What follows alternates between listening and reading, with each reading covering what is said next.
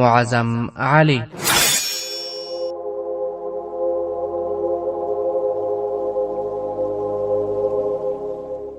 د ایمان، وطن او عدالت لپاره د انګریزي استعمار پر وړاندې د مبارزې اتل.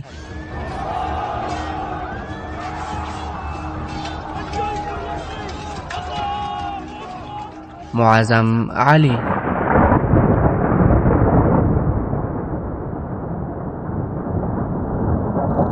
درویشتمه برخه.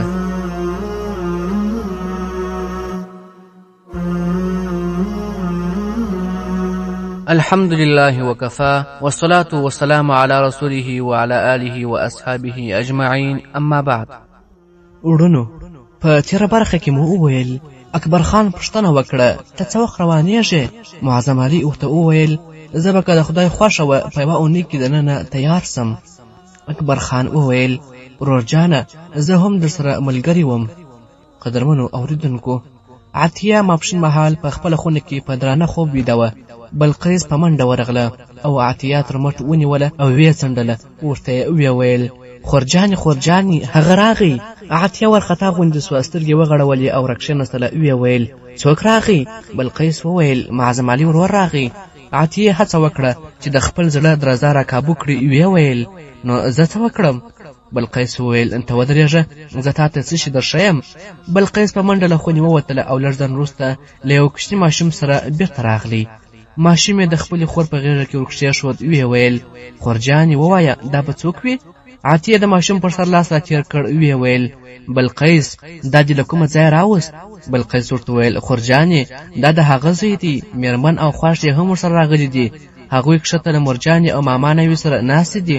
وګوره خورجانې څومره مینهناک ماشوم دی.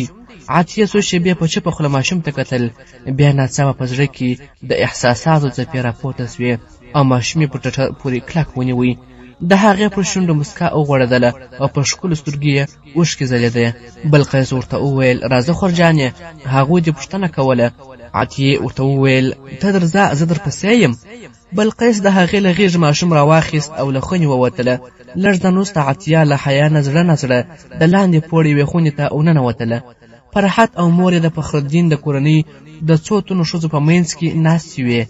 عطیه دوی ته سلام ورکړ او بیا یوې ګوښې ته کښېنستله. بلقیس فرحت ته وویل ورېندارې دا مې عطیه خور ده. فرحت په مسکا عطیه ته وکتل. بیا بلقیس ته مخ ور واړوه. ویې ویل ستا له لیدو وروسته ستا د خور پېژندل ماته ګران نه دي، تاسو ډېرې سره ورته یې. عطیه د مشرانو ښځو او د ماما د لورګانو په مخ کې له فرحت سره د زړه خواله ونه کړی سوه. خو لمر لوېدو ته نږدې فرحت د پسنې پور په یوه خونه کې ناسته وه او بلقیس ماشوم زوی ورسره اخیستی و او یوې او بلې خواته ګرځېدله. عطیه شرمېدلې ورغله. فرحت له کوڅې راجګه سوه. ورته یې ویې ویل راځه خورې، ما په لکنو کې ته ډېره یادولې او ستا ورور هم ډېر یادولې. عطیه بې اختیاره ورغله او فرحت ورته غاړه وتله. ویې ویل ورېندارې ما په هر منځه کې دا دعا کوله چې ورور جان ستا په موندلو کې بریالی سي.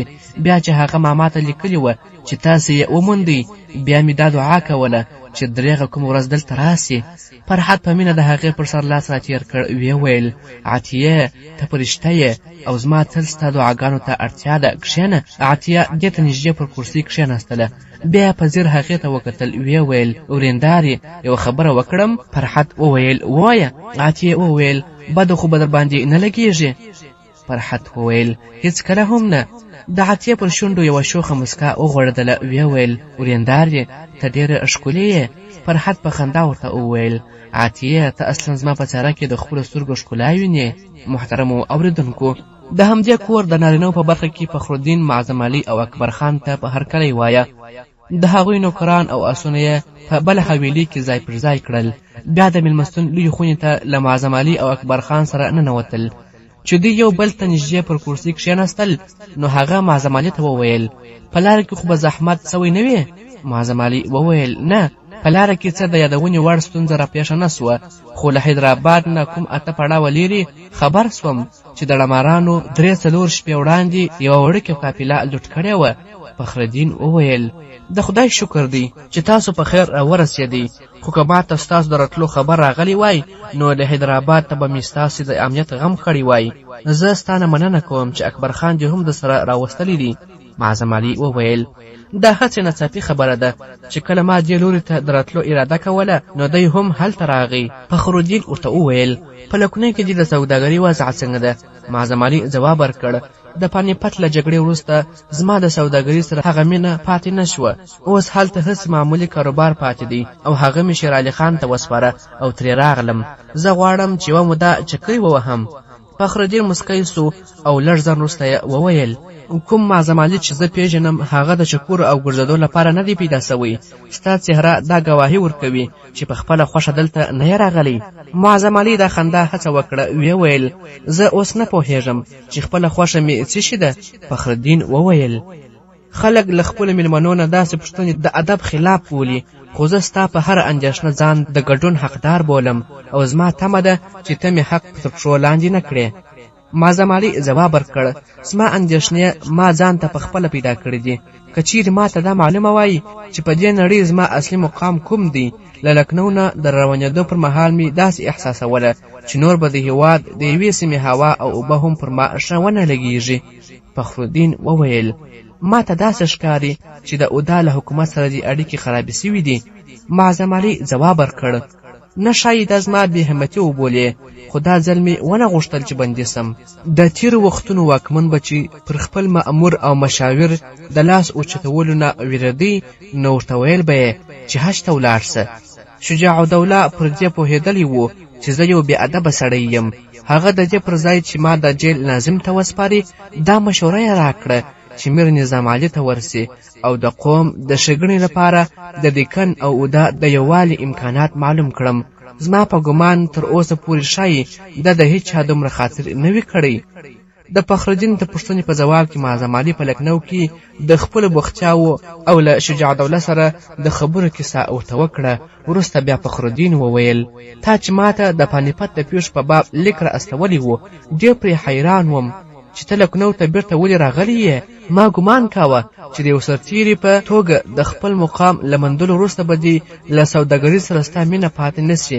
د احمدشاه ابدالي له ستنېدو وروسته ته چې په ډهلي کې له نجیب الدوله سره پاتې سوی وای هم ډېر خدمت به دې کړی وای. معظم علي جواب ورکړ د احمدشاه ابدالي له بیرته ستنېدو وروسته ما ته په ډهلي او لکنو کې هېڅ توپیر نه ښکارېدی. یو بې خوځښته بادشاه چې هېڅکله یې پوښتنه نه کوي زما د ارمانونو او هیلو مرکز نسو کېدی. که چیرې د ډهلي پر تخت یې داسې کوم سړی کښېنولی وای چې د دې وخت له توپانونو سره یې د ډغرو همت درلودی، نجیب الدوله له خپلې هوښیارۍ، وړتیا، جرأت او ذهانت سره سره د وښو له ډنډرونو د ولس د ساتنې دیوال نشي جوړولی. د ډهلي امیران او له ډهلي نه د باندې د مملکت نور مشران د قوم له ساتونکي نه بې پروا دي.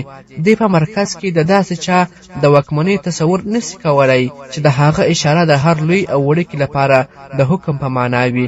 دوی یو لاسپوڅي ته اړتیا لري او هغه یې موندلی دي. په دې ورځو کې د هغه تار د شجاع الدوله په لاس کې دی، خو وروسته معلومه نه ده چې دغه نانځکه به د چا په لاسو کې لوبیږي. ما ګمان کاوه چې دوی په د تیرو وختونو نه عبرت اخیستی وي، خو وینم چې ډهلي یو ځل بیا د لیوانو په ښکار ځای بدلیږي. شیخ فخرالدین وویل شیخ صاحب زه یو سرتیری یم او اوس د ژوند داسې پړاو ته ننوتلی یم چې ځواک مې مخ پر اوبه کېدو دی. همت مې له ارادې سره ملګري نسی کولی، خو زغم مې لا ځواب نه دی راکړی. که چیرې د یو داسې چا په ملګرتیا کې مې سر ورکړی وای چې سترګې مې د قوم په راتلونکي روښانه وای، ما ته د پانیپت له جګړې وروسته د دې هېواد تر ټولو د ستر والي په پوځ کې د ستر منصب ترلاسه کول ګران نه و. خو ما په مخ کې داسې خلک وه چې هدف یې د قوم د خدمت پر ځای پر قوم حکومت و. که ما یوازې خپلې خوښي او سلامتي غوښتلی نو له احمدشاه ابدالي سره هم تللی سوای، خو ما ته د دې هېواد له خاورو نه د خپلو پلرونو د وینو او خولو وږمې راځي. غواړم د خپل ژوندانه د دردمن په مړو ایرو کې د ژوند سپرغي ولټوم. زه د دې وخت د هغه ستر انسان په لټه کې یم. له لکنو نه په همدې ټاکل راوتلی یم چې که مې د دکن او اوده ترمنځ یووالی راوستلی سوای نو دا به یو ډېر ستر کار وي. خو د دکن تر ټولو برودونو چې راتېر سوم وپوهېدم چې د دې ځای فضا تر لکنو ډېره بدبویه نه ده.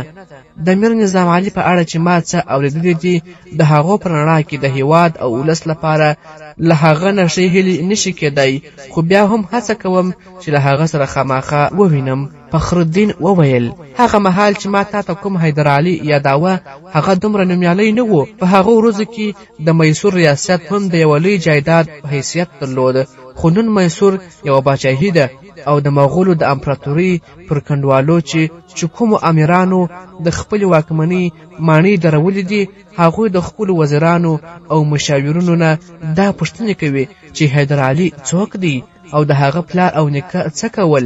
نن مراټیان، انګریزان او نظام چې جنوبي هندوستان خپل میراث ګڼي داسې فکر کوي چې خدایه په مخه کې یو ستر غر درولی دی. د هغه نومیالیتوب له حیدرآباد، ډیلي، لکنو، مدارس او کلکتې نه وتلی او تر لندن او فرانسې پورې رسېدلی دی. زه نه پوهېږم چې د احمدشاه ابدالي غوندې ستر انسان له لیدو وروسته د حیدر علي لیدل پر تا څومره اغېزه کولی سي، خو د دې هیواد د اوس او راتلونکي په باب د هغه نظر کټ مټ ستا په څېر دی.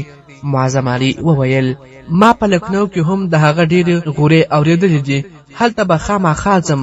که هغه په دې تیاره وخت کې د قوم لپاره مشال لرونکی لارښود سي نو پر هغه پسې تلل به زه د ځان ویاړ بولم. سمدستي زه له تا نه یوه غوښتنه کوم، که خفه کېږې نه نو نه غواړم د 2 ورځو زیات تا په زحمت کړم، ښایي تر یې مودې پورې زه دلته ایسار سم، ځکه غواړم ځان ته د یو ځانګړي کور چاره وکړم. فخرالدین ځواب ورکړ ګوره که ته په دې کور کې ځان پردی احساس کړې نو زه دا غوره بولم چې اور واچوم. که ته حیدرآباد ته راسې او کوم بل ځای ایسار سې نو ما ته بیا له دې پرته بله کومه لاره پاتې ده چې له دې ځایه کډه واخلم او کوم بل ځای ته ولاړ سم. معظم علي په مسکا وویل شیخ صاحب ته خفه سوې، زه مې خپلې خبرې بیرته اخلم. فخرالدین وویل تا خبره د خفګان وکړه. د فخرالدین کور ډېر پراخ و، د پاسني پوړ یوه برخه یې معظم علي ته وسپارله او اکبر خان ته یې د مېلمستون یوه خونه ورکړه. معظم علي چې په حیدرآباد کې څو ورځې پاته سو پر دې ترخه حقیقت لا ښه پوه سو چې د مراټیانو پر خلاف د میر نظام علي د بریاوو د خبرو له اورېدو سره پر دکن پورې کومې هیلې تړلې وې هغه هسې یو خوب و. د ډیلي ټول تشریفات حیدرآباد ته راغلي وه او د دکن امیرانو د مغولو د زوال د وخت شهزادګان په څېر د عیش او مستوي ژوند غوره کړی و. د دکن زیاتره پوځ د امیرانو او ځمکوالو د هغو ځاني ساتونکو نه جوړ و چې د وپا مرکز به یې تل بدلېدی را بدلېدی.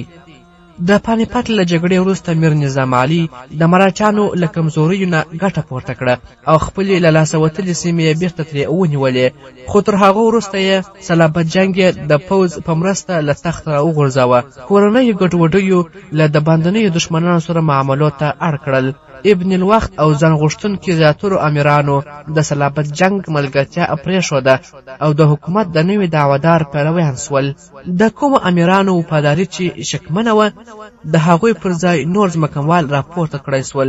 د میر نظام علي نه څو تنو امیرانو او پوځي منصبدارانو بغاوت وکړ او له حیدرآباد نه د باندې پناه یوړه. د هغه بل ورور صلابت جنګ په حیدرآباد کې ډېر نفوذ او اغیزه درلوده. هغه هر وخت دته یو خطر کېدای سوای. نظام علي د هغه د ډاډه کولو لپاره د ادهوني حکومت وروسپاره او د کریشنا د سند په جنوب کې یې څو سیمې نورې هم وروسپارلې.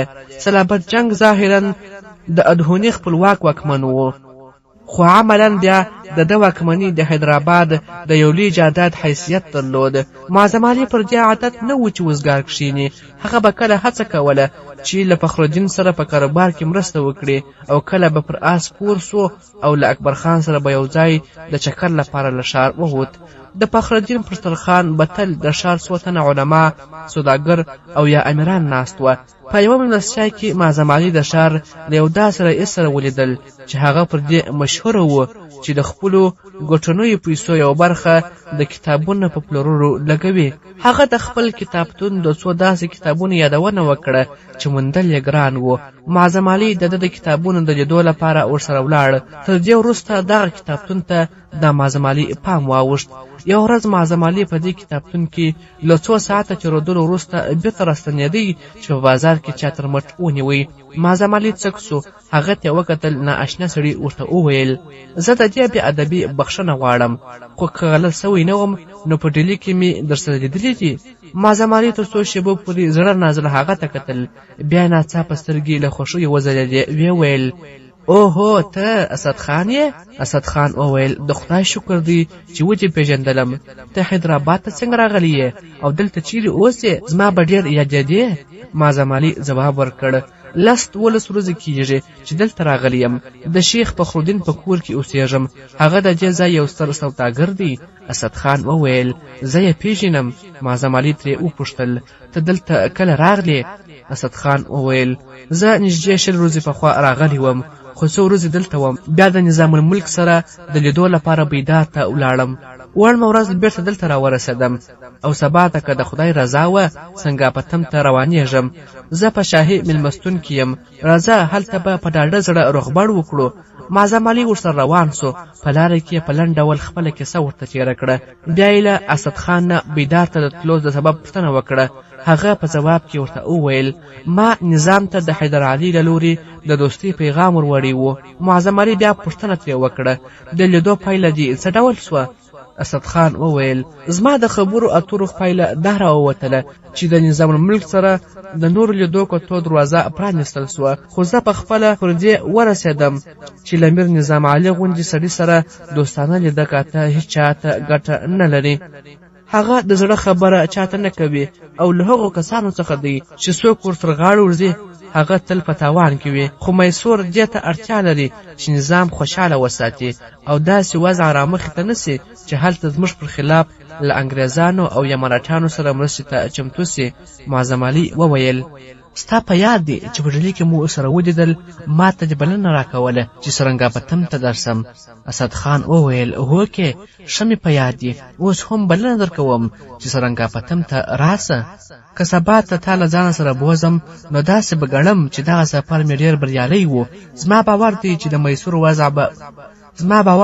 میسور وضع ووینې دا به ومنې چې ستا ډېر ښه ارمانونه هلته پوره کېدای سي. نن چې ګوډ ړانده او کاڼه خلک د کوم د مشرتابه دعواداران دي د میسور باهمته واکمن د خپلې تورې په څوکه د دې هېواد پر نقشه نورې کرښې راکاږي. د ډلې په جامع جومات کې چې ما ستا وینا واورېده وپوهېدم چې موږ یو د بل د ملګرتیا لپاره پیدا سوي وو. زه یوازې دا غواړم چې ته یو ځل حیدر علي ووینې. معظم علي لږ ځان وروسته وویل اکبر خان هم له ما سره راغلی دی، هغه په ډیلي کې له تا سره لیدلې وه. که ته 1-2 ورځې را ایسار کېدای سې نو موږ دواړه چمتو یو چې در سره ولاړ سو. اسد خان ځواب ورکړ زه د 1-2 ورځو پر ځای 1 اونۍ هم ستاسو لپاره ایساره کېدای سم. سرکاري مېلمستون ته چې دوی ورسېدل معظم علي ته تر ډېره وخته له اسد خان سره روغبړ کاوه. د دې خبرې زیاته د حیدر علي د شخصیت په اړه وې. نږدې 2 ساعته وروسته معظم علي جګ سو. ویې ویل نور ما ته اجازه راکړه. اسد خان هم را جګ سو او خدای پاماني ته یې لاس ور اوږد کړ. ویې ویل دا پریکړه خو سوې ده چې تاسو به راسره ځئ. معظم علي ځواب ورکړ هوکې که د خدای رضا وه نو بل سبا به سهار وختي له دې ځایه روانېږو. اکبر خان د خپلې خونې په مخه کې ولاړ و چې معظم علي یې ولید وړاندې ورغلی. ویې ویل ډېر ځنډ یې وکړ، زما اندېښنه سوه. معظم علي ځواب ورکړ چې له کتابتون نه راووتم په لاره کې ناڅاپي له اسد خان سره مخامخ سوم. دا هغه سړی دی چې په ډیلي کې مو ورسره ولیدل. موږ به بل سبا ته سرنګاپټم ته ولاړ سو. ته دې ځان تیاروه. اکبر خان وویل زه تیار یم، خو له هغه ځایه باید زر بیرته راستانه سو. زما ډېر ورځې چې د سوې دي چې له کوره راوتلی یم. معظم علي ځواب ورکړ موږ به زر بیرته راځو. اکبر خان پوښتنه وکړه ته غواړې چې ورېنداره هم درسره بوځې؟ معظم علي وویل نه، هغه به همدلته وي. شیخ فخرالدین چېرته دی؟ اکبر خان وویل هغه په خپل دفتر کې ناست دی. معظم علي وویل زه ورځم له هغه سره وینم او بیا راځم. معظم علي ګړندي ګامونه واخیستل او د شیخ فخرالدین دفتر ته ننوت. شیخ په خپل منشي چاته لیک لیکي. هغه معظم علي نږدې ورسره کښېناوه. منشي ته یې وویل زه به تا لږ وروسته راوغواړم، اوس له ده سره یو څه ضروري خبرې کوم. چې منشي له کوټې ووت نو فخرالدین معظم علي ته وکتل. ویې پوښتل ته کرۍ ورځ چېرته وې؟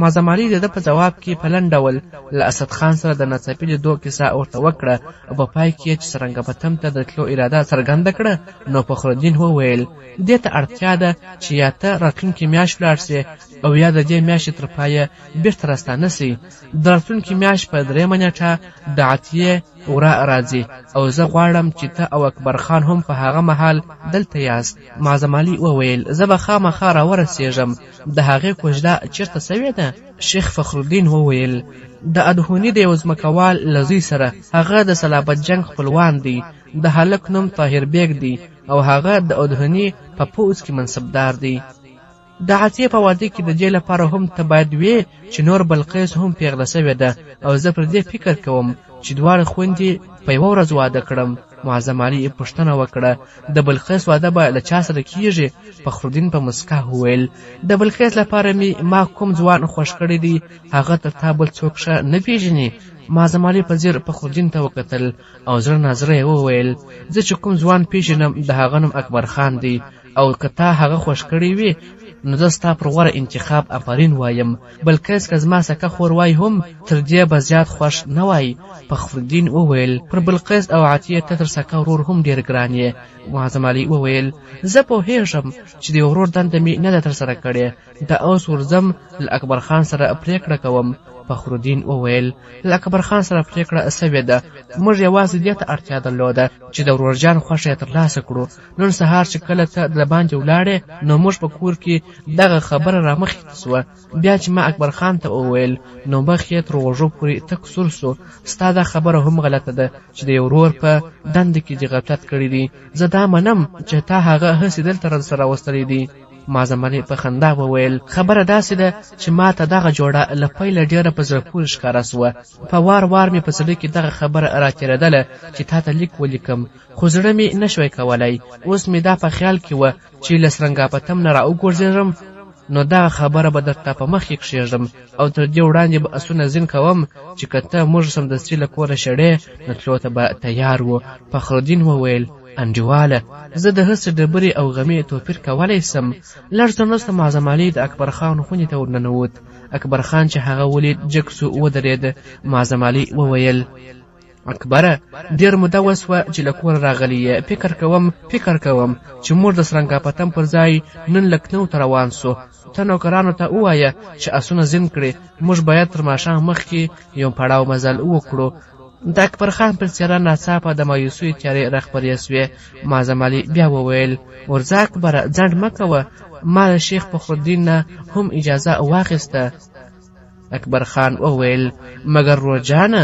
معظم علي وویل څه خبره ده اکبره اکبر خان وویل هیڅ نه ورورجانه هغه په ناهیلۍ د دروازې په لور روان سو معظم علي وویل ته ودرېږه څه خبره ده ته نه غواړې چې ولاړ سې اکبر خان شاته وکتل او معظم علي په کړس کړس وخندل بیا وړاندې راغلی او اکبر یې په غېږ کې ونیوی سادهګیه ډېر نیکمرغه یې کښېنه او راته ووایه چې د شیخ صاحب سره دې څه خبرې وسوې د اکبر خان زړه درزېدی او پر څېره یې د حیا سرخي راخپره وه درېیمه ورځ سهار وختي معظم علي او اکبر خان له اسد خان سره سرنګاپتم ته روان سول محترمو اورېدونکو یو ماپښین معظم علي او ملګري یې سرنګاپتم ته ننوتل اسد خان دوی خپل کور ته بوتلل او بیا حیدر علي ته ورغلی ماښام مهال بیرته راغلی او معظم علي خبر کړ چې نواب حیدر علي سبا سهار له تا سره ګوري سبا ته د سهار لمانځه وروسته معظم علي او اکبر خان له خپل کوربه سره شاهي ماڼۍ ته ولاړل هغوی د ماڼۍ کښتني بڼ ته ننوتل چې یوه چتر ته نږدې سول اسد خان وویل تاسې دلته مهرباني وکړئ په دې وخت کې معمولا هغه همهلته له خلکو سره ګوري دې تر چتر لاندې سوري ته په کرسي کښېناستل لږ ځن وروسته 2 نوکران او یو کم عمره هلک په بڼ کې دی ولیدل چې منډې یې وهلې د دې په مخ کې د زمري یو بچي منډې وهلې کم عمره هلک تر نوکرانو 2 ګامه وروسته و لږ وړاندې چې تېر سول نوکرانو د زمري بچي را ایسار کړ یو نوکر د هغو د غاړې د زنځیر نیولو لپاره پرې ورټیټ سو خو د زمري بچي وغورید او دواړه پنجې یې اوچتې کړې له دې سره نوکران له ویرې پر شا سوه دوهم نوکر له ځایه د خوځېدو اړتیا نه لیده کم عمره هلک په خندا راغلی او په ډاډه زړه د زمري پر بچي لاس راتېر کړ او بیا تر زنځیر ونیوی. هلک نوکرانو ته زنځیر ونیوی، ورته ویل اوس یې د سره بوځئ. نوکرانو وویل ښاغلیه دا مو داړې. هلک وویل تاسې هسې ډارېږئ، وګورئ. هلک د زمري د بچي خولې ته خپل لاس وړاندې کړ چې د زمري بچي د هلک لاس وساته، بیا په پښو کې ورپرېوت. نو ده په بریدمن انداز نوکرانو ته وویل که تاسو له دې ویرېږئ نو خامخا بدنونه پرې وداړئ. یو نوکر وویل نه صاحبه، که ترې ونه ډار سو هم داړي مو. معظم علي له اسدخان نه پوښتنه وکړه دا څوک دی؟ اسدخان وویل دا شهزاده فتح محمد ټیپو دی، له زمریانو سره ډېره مینه ده. معظم علي وویل یوه شهزاده ته له زمریانو ښه د لوبو سامان نسته، ته یې راوغواړه. اسدخان ورجګ سو، غږ یې وکړ شهزاده صاحب دلته راسه.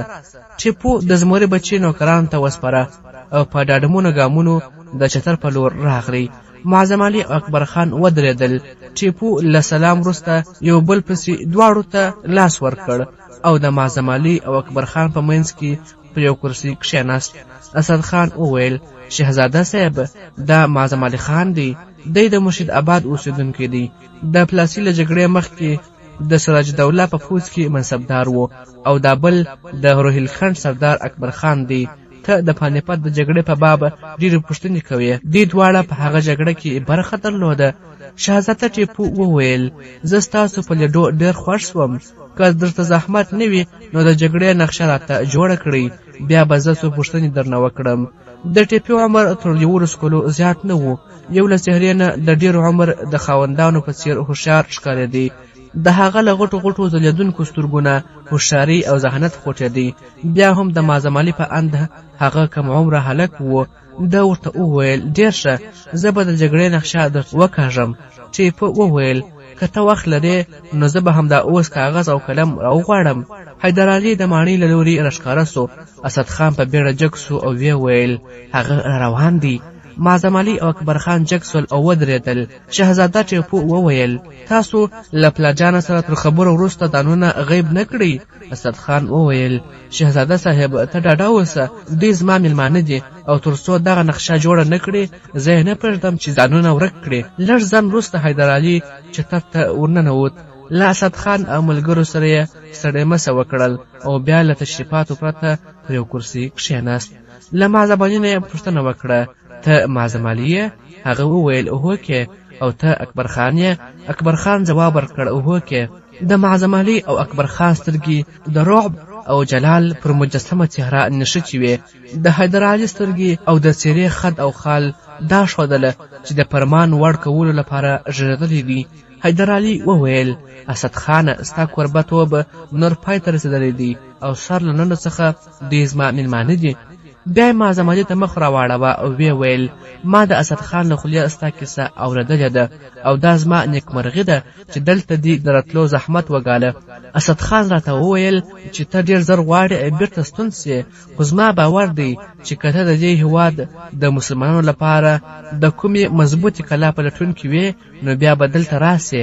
کوم احساس چې ته د پانیپت میدان ته بیولی وې او کومې ولولې چې ته حیدرآباد ته راوستلې یې هغه به دې یو ورځ دې ته اړ باسي چې دلته راسې. د کاویري له اوبو پرته به ستا تنده ماته نسي. که ته یو ښه سپاهي وې نو د میسور په پوځ کې دې ځای تش دی. که ته یو د تدبیر خاوند سیاستوال یې نو پوه به سې چې دلته درته اړتیا ده. که دې له سوداګرۍ سره مینه وي نو په میسور کې ستا د پرمختګ مخه پرانیسته ده. او که ته یو د لوړې رتبې عالم وې نو دلته ستا څوک شته چې په قدر دې وپوهېږي. اسدخان راته ویلي دي چې ستا د راتلو هدف دا دی چې د دې هېواد د امیرانو او واکمنو ترمنځ د یووالي او ملاتړ امکانات معلوم کړي. ته زما له لوري دوی ټولو ته دا پیغام رسولی سي چې کله دوی د کوم ټولنیز خطر په وړاندې سره یو سي نو ما به تر ټولو په مخکې کتار کې وویني. زما په اند د هندوستان د راتلونکي لپاره تر ټولو ستر ګواښ انګریزان دي. تر څو په جنوب کې د دوی جنډې رانسکوري نشي زه به تر هغه وخته آرام کښې ننم. زه د دې لپاره چې هندوستان د انګریزانو د ملکونو لاندې کولو له هوسه وژغورلی سم د نظام دوستي او مرسته غواړم او که مراټیان په سوله کې اوسي نو له هغوی سره هم ټکر نه خوښوم.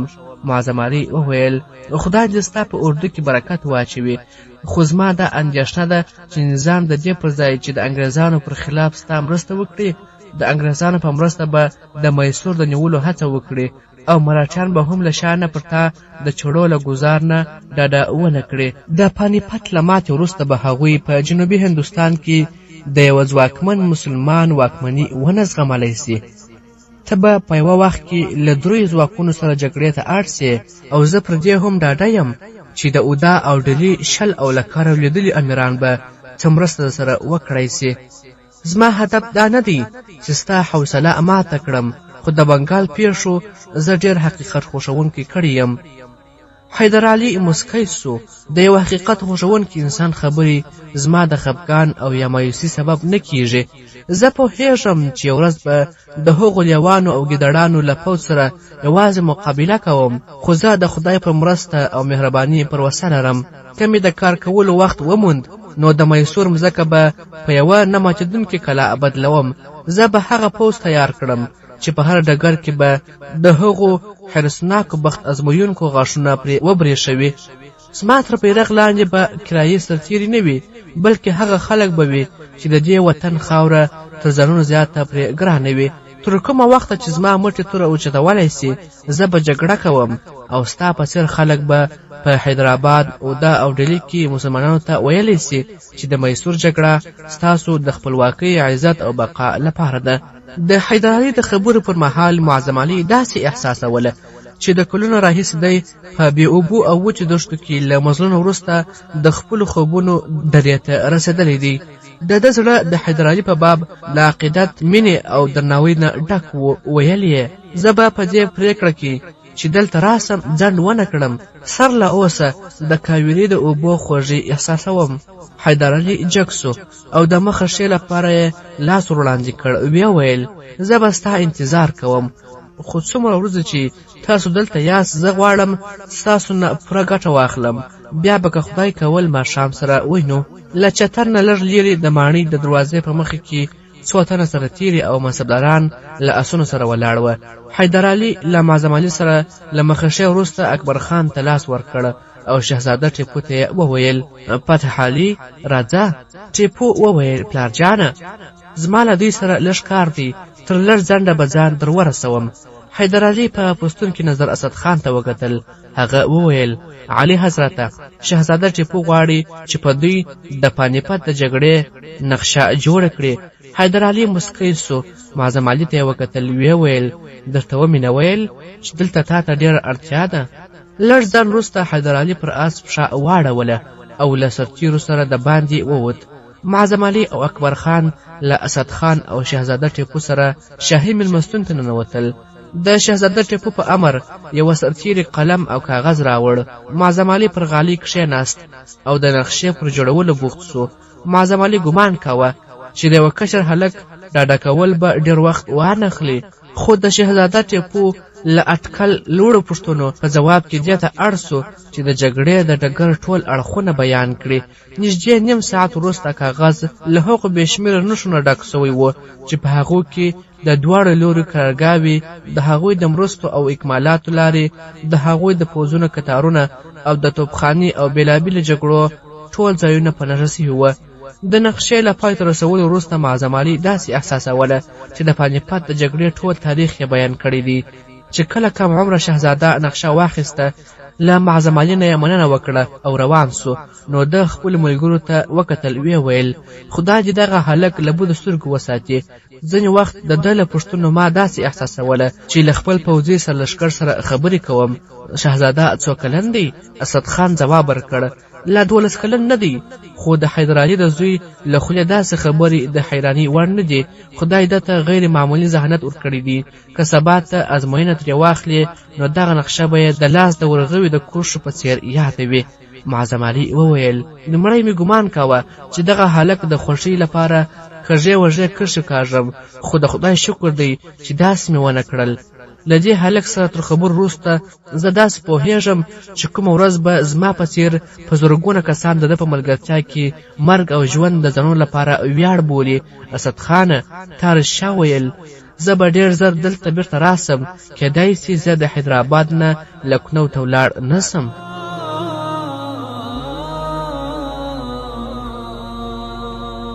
قدرمنو اوریدونکو، دا چې نور څه حالات مخکې راځي دا به په راتلونکي برخو کې واورو. تر هغه وخته مو پر پاک سپېڅلي لایزال رب سپارم. شاد، آباد او ودان اوسئ. السلام علیکم ورحمة الله وبرکاته.